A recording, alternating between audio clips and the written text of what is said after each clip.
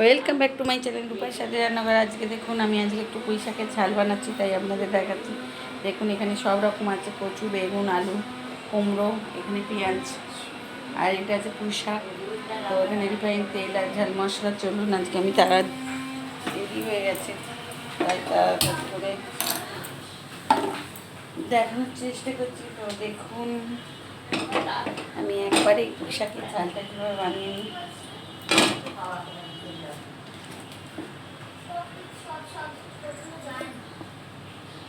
Refine তেল দিয়ে দিচ্ছি, একবারে পুঁই শাক আমি জলদি ঝাল বানিয়ে নেব। বেশি কিছুটা তেল দিয়ে দিলাম রিফাইন। দেখুন আজকে ছোলা দিয়ে আমি পুঁই শাক বানাবো। তো দেখুন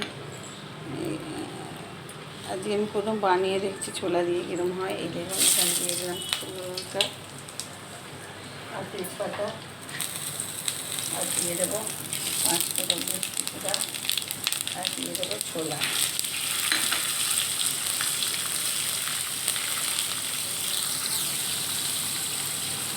আর দেবো এর সঙ্গে পেঁয়াজটা।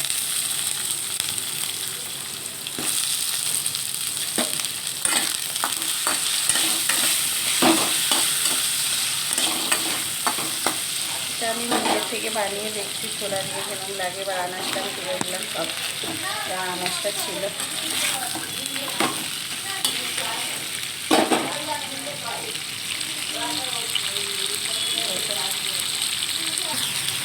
এরপর আমি এর মধ্যে পরিমাণ মতো হলুদ, লঙ্কার গুঁড়ো,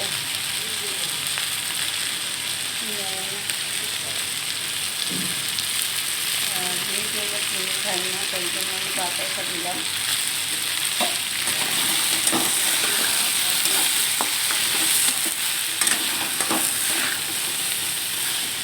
এবার একটু আমি ঢেকে দেবো, এটা একটু আস্তে আস্তে ভাজাবে, ঢেকে দিলাম। জিরের গুঁড়ো,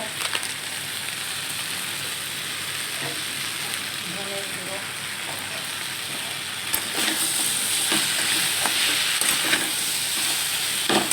এরপর আমি আস্তে আস্তে পুঁই শাকটা দিয়ে দেবো।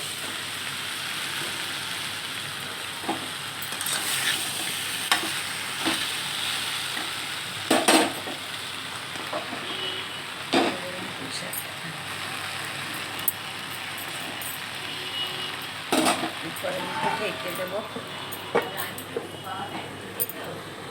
দেখুন বন্ধুরা, ছোলা দিয়ে পুঁই শাকটা আমার হয়ে গেছে। পুঁই শাকের ঝাল দেখুন, এটা কিন্তু খুব টেস্টি হয়। আমার আজকে প্রথমেই রান্নাটা মন থেকে এলো যে ছোলা দিয়ে এবং পুঁই শাক বানিয়ে দেখি কেমন লাগে। তো ভাবাও যা কাজে যা, বানিয়ে ফেলেছি। তো এখন আমি ধনেপাতা দিয়ে দেবো নামানোর সময়।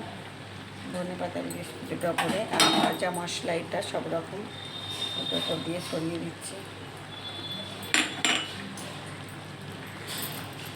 এখন আমার কমপ্লিট হয়ে গেছে ছোলা দিয়ে সব রকম সবজি দিয়ে পুঁই শাকের ঝাল। ধনেপাতা দিয়ে পুঁই শাকের ঝাল ঝাল। এখন টমেটো দিয়ে, টমেটোটা আমি গোটা টমেটো দিয়ে দিয়েছিলাম, সেদ্ধ হয়ে গেছে এর মধ্যে। এখন আমার পুঁই শাক রেডি হয়ে গেছে, আমি গ্যাসটা অফ করে দিলাম। দেখুন বন্ধুরা, সব রকম সবজি দিয়ে ছোলা দিয়ে পুঁই শাক বানিয়েছি আমি আজকে, একটা নতুনত্ব সবজি। তো খুব ভালো টেস্টি হয়েছে। তো না করে একদিন খেলে বুঝতে পারবেন না কত সুন্দর লাগে এই ছোলা দিয়ে পুঁই শাকটা। তো আজকের মতো এই রান্নাটা কমপ্লিট হয়ে গেছে। তো এই রান্নাটা যদি ভালো লাগে প্লিজ শেয়ার, কমেন্ট, লাইক করতে ভুলবেন না বন্ধুরা। নতুন বন্ধুরা সাবস্ক্রাইব করে দেবেন, আর এভাবেই আমার সাথে থাকবেন, পাশে থাকবেন, আর এভাবেই দেখে যাবেন বন্ধুরা। আজকের মতো টাটা, আবার চলে আসবো অন্য কোনো দিন অন্য কোনো রেসিপি নিয়ে। বাই।